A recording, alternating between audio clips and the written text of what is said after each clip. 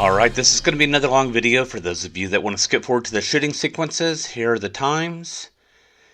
In the meantime, I agreed to meet Ben out at the range on Thursday. I showed up a little bit early, thought I would get sighted in with a new piece of digital night vision that clips onto the rifle scope. At this point, I had not even read the directions. I was just getting my daylight scope zeroed in. I'd seen a couple of YouTube videos on the digital night vision, had it on the rifle. I thought I was just going to play around with it, see how it worked, get everything sighted in done, and then maybe hunt with it later in the week. And then Ben showed up and said, hey, if you've got it ready to go, if we see a lone boar, why don't you bring it out and we'll try it out on the lone boar. And I agreed, even though I probably shouldn't have agreed, but that's how it worked out. And I made some mistakes along the way.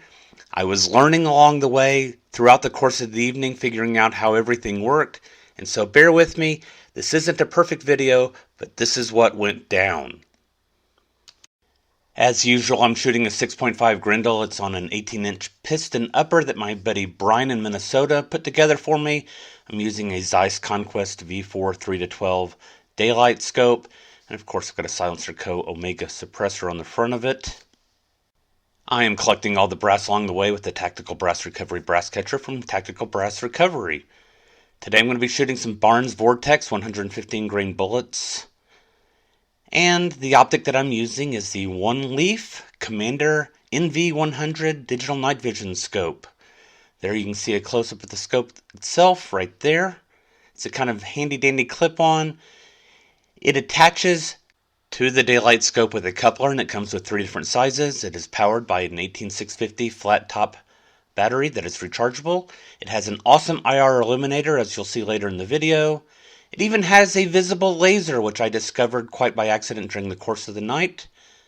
This is where you do the focus to the scope. And then of course it has an eyepiece focus where you see the view screen inside the Commander NV100. And last, all of the button controls are on a panel just above the eyepiece. These are actually well laid out and fairly easy to use. It has a nice menu system on the inside. It has some really neat features for a very low price. And so what is this little gem going to run? Depending upon where you get it, somewhere between $300 and $340, which isn't too bad at all. So now let's take a look at the control panel. Of course, it's going to have a power button. It's easily located right here. This next button is the menu button, and it's also the video playback button. You can actually watch videos that you've taken inside the scope. So you don't have to download them to your computer or to your phone to watch them. You can watch them right there inside the scope. The top button on the scope will activate the laser, and it will also change the size of the viewing screen inside the scope. And you can do this depending upon how much eye relief you want to have. The farther back you go, it adjusts the image accordingly so that you can see the full image from different distances. A very neat feature. The button on the left-hand side changes from color daylight mode to black and white night mode, and will also adjust the level of the IR illuminator. I believe it goes through 5 different levels. The last button here at the bottom will adjust the digital zoom. I usually left it on the native magnification. The middle button is to take photographs and to start and stop recording video. The next feature I want to show you is this little hole right here. This is the hole for the microphone, and this is actually critical. You don't want to cover that up, as I discovered later in the evening. And lastly, you have this dot right here. This is actually the LED for the power to indicate when the unit is on. This is what it looks like when the unit is on. It's a bright green light. I thought it was too bright. I decided to put a piece of tape over it, and inadvertently put the tape over the microphone hole as well, and it completely ruined the audio for the rest of the evening. And to figure out what had gone wrong, I actually did a test here at the computer.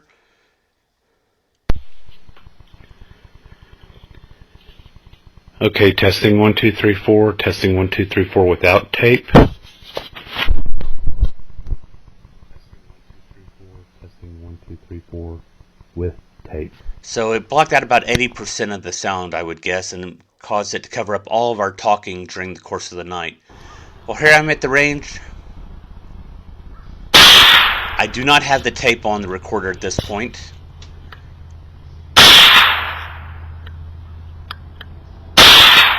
These were my final 3 shots, getting my zero verified with the Barnes VOR-TX ammunition, Looked like it came in at 2,430 feet per second on the chronograph. And carpe sus.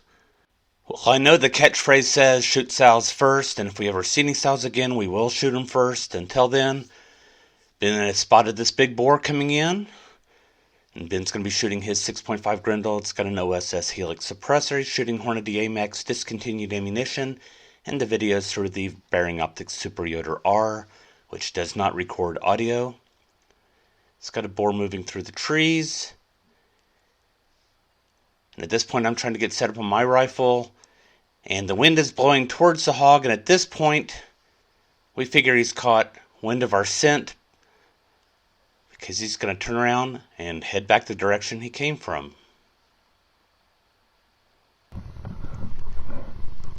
Now, this is the first hog video that I have. And there's the boar moving through the trees. We don't have an exact distance. He's probably out there at close to 200 yards.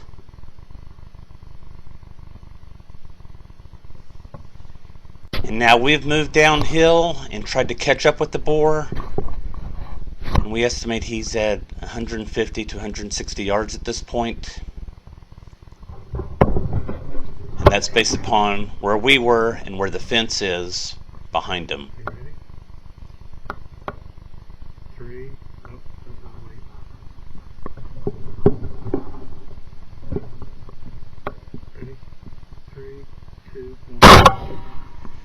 We both shoot and the boar takes off running. We both take follow-up shots and we lose the boar in the woods. Well, my shot was not quite on target. I was going to be high on the back. Ben's shot should have been ideal. Looked like it would have hit him right in the noggin. Moving on to the next property, we are looking at hogs way off in the distance on the neighbor's property.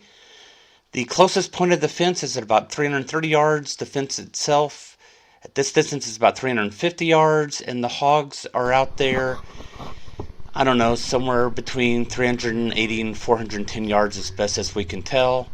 And I am hugely amazed that it could eliminate the hogs at that distance. For comparison's sake, this is the view through Ben's Super Yoter-R thermal weapon sight. And as you can see, the hogs are also just tiny dots there in the distance. On another property later in the night, we pulled up to the gate. Ben got out and scanned the pasture in front of us. He said, "There's a hog out there," so we both got set up. And that's the hog coming out of the brush under the tree at a little over 200 yards.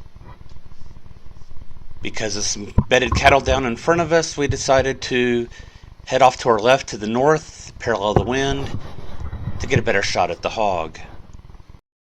So here we moved about 100 yards to the north, and the cattle came with us, which we did not expect or want.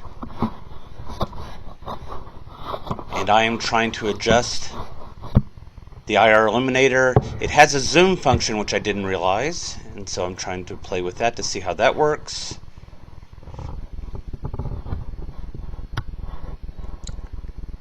And we're discussing back and forth about our shot opportunities. We think we may need to move again farther to the north.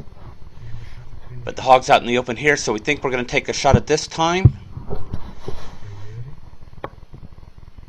And I start the countdown, and the calf runs in the way.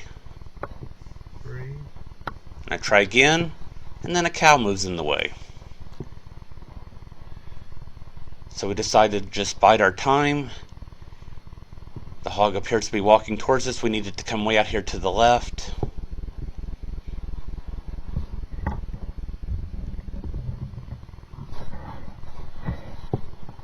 And so we wait. Now I think earlier when the hog was at 200 yards, had it not been in brush, I could have taken a shot and certainly hit it. And here it is at 160 yards, and if the cattle weren't in the way, that would certainly be a viable shot as well. But we have to contend with the cattle. And sometimes the hardest part of the hunt is to just be patient. I mean, the hog is just right there.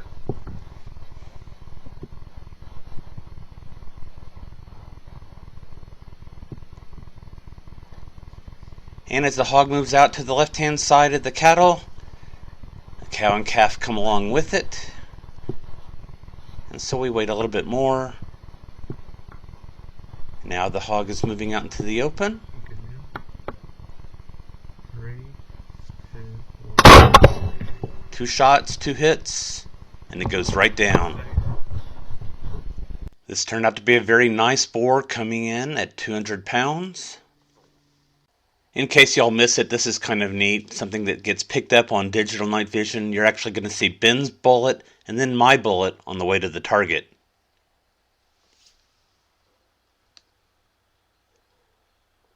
Now, I don't do unboxing videos, but for those of you that want to see more about what comes with the OneLeaf Commander NV100, take a look at a couple of the videos that I've got listed at the end of this one. And also, for those of you that want to see what happened to the bullets recovered from the hog, take a look at Carpe Analysis, the Trauma Diaries number 37. Also, link at the end of the video.